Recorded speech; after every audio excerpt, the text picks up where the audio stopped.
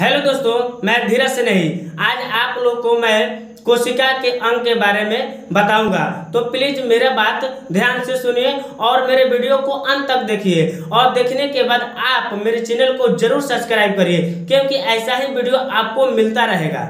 आज आपका टॉपिक है कोशिका के अंग, यानी कहेंगे तो कोशिकांग। और कोशिकांग किसको कहते हैं? तो कोशिका के विभिन्न अंग को ही क्या कहते हैं? कोशिकांग कहते हैं। और इसका एग्जाम्पल है माइटोकॉन्ड्रिया हो जाएगा, लाइसोसोम हो जाएगा, अंतःपद्रव्यी जलिका हो जाएगा। तो चलिए बात करते हैं कोशिका भित्ति के बारे में। तो कोशिका भित्ति किसे कहते हैं? तो जो कोशिका भित्ति होती है केवल पादप कोशिकाओं में ही पाई जाती है, और पादप कोशिकाओं के चारों ओर एक मोटे कड़े आवरण द्वारा घिरे रहते हैं, जिसे क्या कहते हैं? कोशिका भित्ति कहते हैं। और कोशिका भित्ति सेलुलोज की बनी होती है, लेकिन जो जीवाणु होते हैं उनकी जो कोशिका भित्ति होती है पेप्टिडोग्लाइकेन की बनी होती है।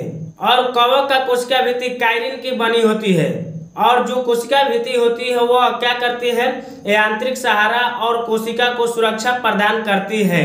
चलिए अगला कोशिकांग का नाम है कोशिका झिल्ली, जिसको कहते हैं सेल मेम्ब्रेन। कोशिका झिल्ली जंतु और पादप दोनों में पाए जाते हैं। ये जो झिल्ली होती है बहुत पतली, लचीली और मुलायम होती है, और साथ ही साथ ये क्या होती है? अर्ध पारगमय होती है। और इस झिल्ली के द्वारा मान लीजिए कि कोशिका के अंदर कोई द्रव पदार्थ जा भी सकता है, और कोशिका के अंदर से कोई द्रव पदार्थ अंदर से बाहर आ भी सकता है। और जो कोशिका झिल्ली होती है वह लिपिड और प्रोटीन की बनी होती है। और कोशिका झिल्ली जो होती है कोशिका को सूखने से बचाती है और इसको यांत्रिक सहारा प्रदान करती है। अगला कोशिकांग का नाम है सेंट्रोसोम। जो सेंट्रोसोम होता है वो क्या करता है? सेल डिवीजन करता है। और जानते हैं सेंट्रोसोम केवल जंतु कोशिका में पाया जाता है, न कि पादप कोशिका में।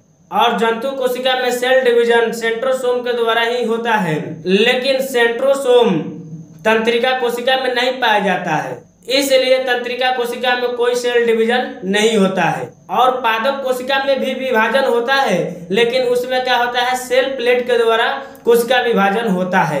और सेंट्रोसोम को क्या कहते हैं? तरकाय भी कहते हैं।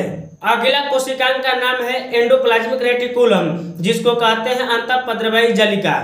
जो अंतःपद्रव्यी जलिका होती है जंतु और पादप कोशिकाओं दोनों में पाए जाते हैं। ये जो होती है ये क्या होती है? कोशिकाओं में अनियमित नलिकाओं का घना जाल होती है, और इसी को कहते हैं अंतःपद्रव्यी जलिका। और अंतःपद्रव्यी जलिका में जो नलिकाएं पाई जाती है वो क्या होती है? झिल्लीदार होती है, शाखित होती है, ठीक। और अंतःपद्रव्यी जलिका यानी कहते हैं एंडोप्लाज्मिक रेटिकुलम, ये दो प्रकार की होती है। एक क्या होती है? खुरदरी अंतःपद्रव्यी जलिका, जिसको कहते हैं रफ एंडोप्लाज्मिक रेटिकुलम, इसको शॉर्ट में कहते हैं RER। और एक क्या होता है? चिकनी अंतःपद्रव्यी जलिका, जिसको कहते हैं SER शॉर्ट में, लेकिन इसका इंग्लिश में कहते हैं स्मूथ एंडोप्लाज्मिक रेटिकुलम। चिकनी अंतःपद्रव्यी जलिका क्या करती है? कार्बोहाइड्रेट और वसा का निर्माण करती है। अगला वीडियो देखने के लिए मेरे YouTube चैनल को फटाफट सब्सक्राइब कर दीजिए।